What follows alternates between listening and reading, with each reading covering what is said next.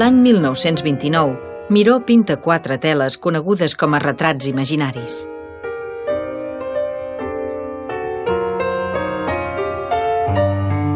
El retrat de la reina Lluïsa de Prússia parteix d'uns anuncis que mostren un motor dièsel i el coll d'una camisa.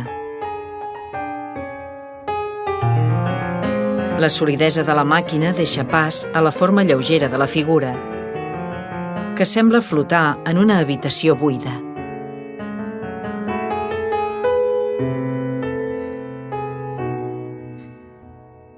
El retrat d'una dama, el 1820, està inspirat en una obra del pintor anglès John Constable. Els dibuixos preliminars es transformen, des del realisme inicial, amb una gran llibertat expressiva.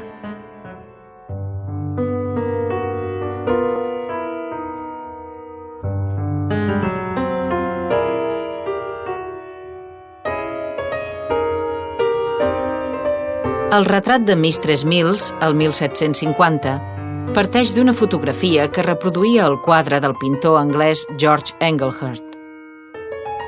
En els esbossos, la figura es va apartant progressivament del model original.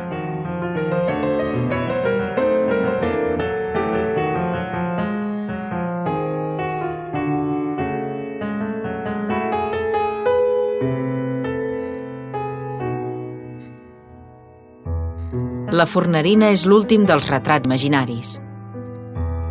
La model era l'amant de l'artista renaixentista italià Rafael. Se li atribueixen 2 representacions d'aquesta dona, una nua i l'altra vestida. Poc abans de pintar la fornerina, Miró va enviar al seu amic Sebastià Gasch una postal que podia tenir-hi relació.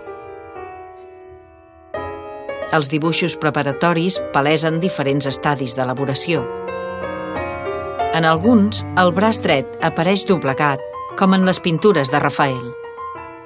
En d'altres, la figura mostra obertament els pits, com en la postal.